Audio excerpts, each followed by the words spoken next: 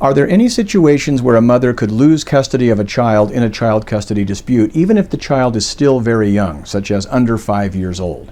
Yes, in fact, there are many situations.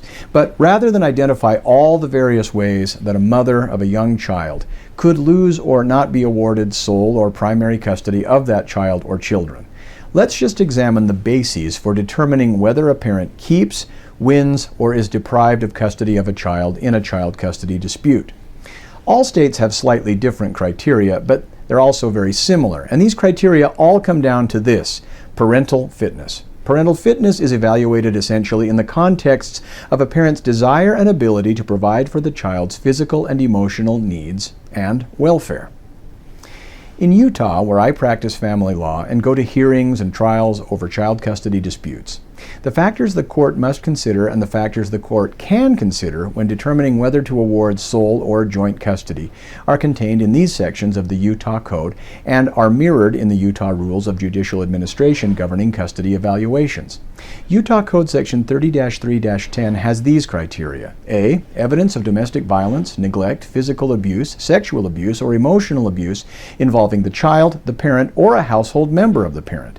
B, the parent's demonstrated understanding of, responsiveness to, and ability to meet the developmental needs of the child, including the child's, Romanet 1, physical needs, 2, emotional needs, 3, educational needs, 4, medical needs, and 5, any special needs. The parent's capacity and willingness to function as a parent, C, including Romanet 1, parenting skills, 2, co-parenting skills, including sub A, ability to appropriately communicate with the other parent, B, ability to encourage the sharing of love and affection, and C, willingness to allow frequent and continuous contact between the child and the other parent, except that if the court determines that the parent is acting to protect the child from domestic violence, neglect, or abuse, the parent's protective actions may be taken into consideration. And Romanet 3, ability to provide personal care rather than surrogate care.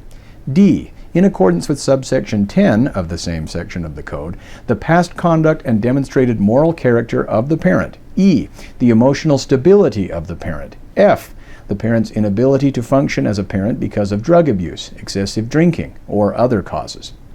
G, whether the parent has intentionally exposed the child to pornography or material harmful to minors, as the terms material and harmful to minors are defined in subsection or section 76-10-1201 of the Utah Code. H, the parent's reasons for having relinquished custody or parent time in the past, if that occurred. I, duration and depth of desire for custody or parent time. J, the parent's religious compatibility with the child. K, the parent's financial responsibility. L, the child's interaction and relationship with step-parents, extended family members, or other individuals who may significantly affect the child's best interest. M, who has been the primary caretaker of the child. N, previous parenting arrangements in which the child has been happy and well-adjusted in the home, school, and community. O, the relative benefit of keeping siblings together. P, the stated wishes and concerns of the child, taking into consideration the child's cognitive ability and emotional maturity. Q, the relative strength of the child's bond with the parent, meaning the depth, quality, and nature of the relationship between the parent and the child. And R, any other factor the court finds relevant. And then there are also factors in Utah Code Section 30-3-10.2 governing joint custody, whether that be joint legal and/or joint physical. A, whether the physical, psychological, and emotional needs and development of the child will benefit from joint legal custody or joint physical custody, or both. B, the ability of the parents to give first priority to the welfare of the child and reach shared decisions in the child's best interest.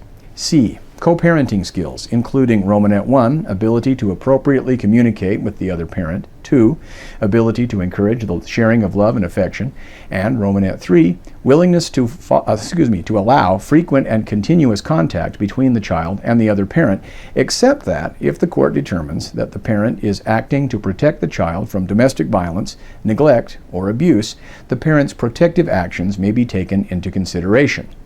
And D, whether both parents participated in the raising of the child before the divorce. E, the geographical proximity of the homes of the parents. F, the preference of the child, if the child is of sufficient age and capacity to reason so as to form an intelligent preference as to joint legal custody or joint physical custody, or both. G, the maturity of the parents and their willingness and ability to protect the child from conflict that may arise between the parents. H, the past and present ability of the parents to cooperate with each other and make decisions jointly. And I, any other factor the court finds relevant.